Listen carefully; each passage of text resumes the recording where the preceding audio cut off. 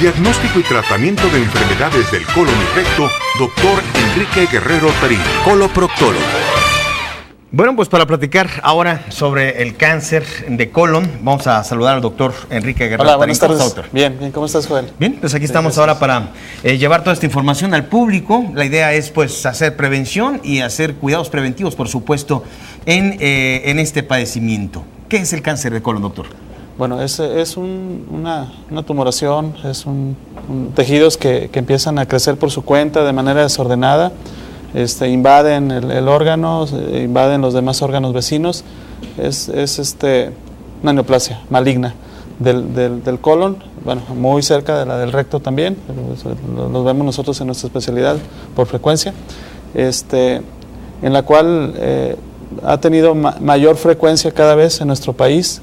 Quizás, bueno, aparte de la expresión genética, nuestros hábitos que llevamos, ¿no? Que cada vez son peores, menos fibra, mayor ingesta de grasas, en fin. Cada vez vemos el cáncer de colon en pacientes de una edad más temprana. Antes lo veíamos en la quinta, sexta década de la vida o más adelante.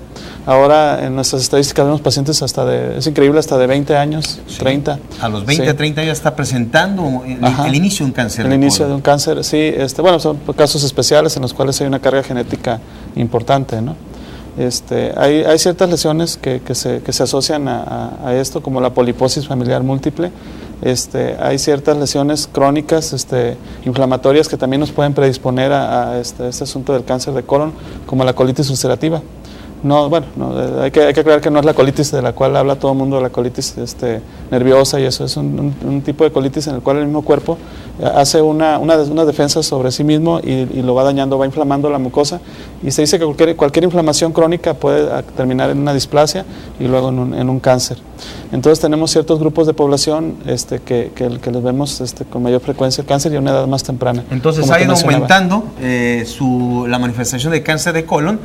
Y bueno, pues no hay una causa exacta o precisa, pero sí se le asocian ciertos factores como los que usted ha estado mencionando. ¿Cómo inicia la enfermedad? ¿Cómo inicia el cáncer de colon? ¿Siempre es en pólipos? Sí, lo interesante es que siempre inicia con una lesión pequeña. En la mayoría de los casos, afortunadamente, son lesiones polipoideas, es decir, como si fueran una excrescencia, algo que se ve más aumentado del nivel de la mucosa, en este caso de la mucosa del colon, aunque ya vemos también en algunos otros casos lesiones planas, las cuales diagnosticamos como lo que mencionábamos del cáncer en el cual se asocia a la colitis ulcerativa.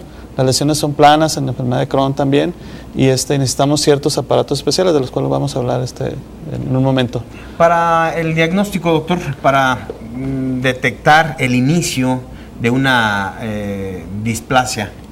Sí, históricamente, bueno, vamos a hablar brevemente de la historia. Se usaba o se usa aún, de hecho, es un método muy sensible pero muy poco específico, la sangre oculta en heces. Un paciente que se le encontraba sangre, reportaba sangre en un estudio de excremento, inmediatamente nos hacía estudiarlo con una colonoscopía, con un colon por enema, que son los métodos que usamos.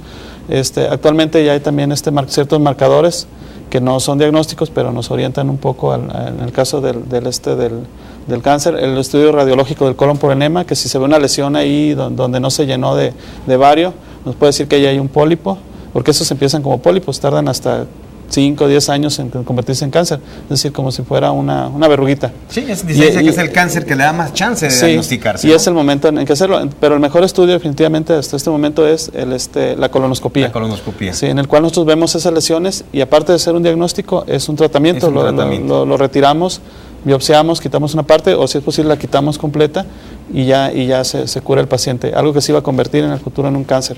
Las guías actuales dicen que los pacientes, aunque estén asintomáticos, hayan tenido o no sangrado, pérdida de peso o los síntomas que ya sabemos del cáncer de colon, se deben de hacer su primera colonoscopía a los 50 años. A los 50 años. Y casi siempre es así, doctor. ¿Es asintomático sin síntomas? ¿Se manifiesta siempre así el problema? En la etapa temprana, cuando está en la etapa polipoidea, no tiene síntomas. A veces algún sangrado, sangre, con coágulos en el momento de defecar, pero solo eso. Ya cuando va creciendo, dependiendo del lugar donde esté, si está en el lado derecho, donde las heces son líquidas completamente, tarda más tiempo en dar síntomas. El paciente normalmente lo encontramos que con anemia.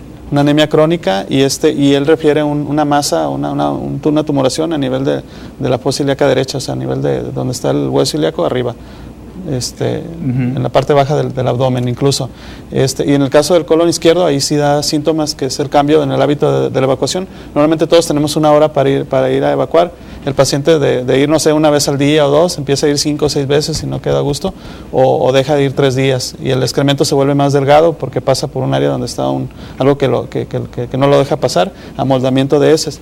Y el sangrado es sangre con moco o coágulos. O sea, ¿es síntoma o es un signo de la presencia de algunos pólipos? No, es cuando ya hay una tumoración.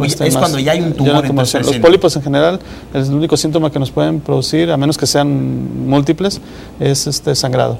Doctor, algunos otros factores de riesgo, como por ejemplo inflamación de los intestinos, ¿eso puede ser vamos a anteceder a un pólipo? Claro, de manera crónica. Sí, más bien en el caso de la enfermedad inflamatoria intestinal, ¿sí? Se dice que tienen un poco aumentado la frecuencia del riesgo que el resto de la población. Pero en general, no se ha demostrado que un paciente que tenga colitis nerviosa desarrolle cáncer, más que el resto de la población. No se le asocia. Diarreas frecuentes. Sí, ese es uno de los síntomas, especialmente en un tipo de pólipo que se llama adenoma velloso, que produce ciertas sustancias ahí que incluso el paciente puede llegar a deshidratarse. La función del colon, pues, finalmente absorber agua, sodio, y si la persona no tiene aumento del tránsito intestinal, o sea, el colon se mueve más rápido, llega a deshidratarse. Lo que me preguntabas es muy curioso. Lo que sí vemos es un diagnóstico temprano de los pacientes que tienen inflamación del colon.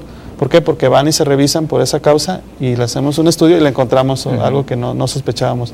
Más bien es al revés. Que como ocurre generalmente, no siempre las enfermedades graves se descubren por accidente, ¿no? Sí. Pero no porque hagamos prevención. Ajá, pero bueno, aquí hay que cambiar yo lo que quiero invitar a los televidentes a cambiar la idea. Más bien no hay que dejarlo al azar o al accidente.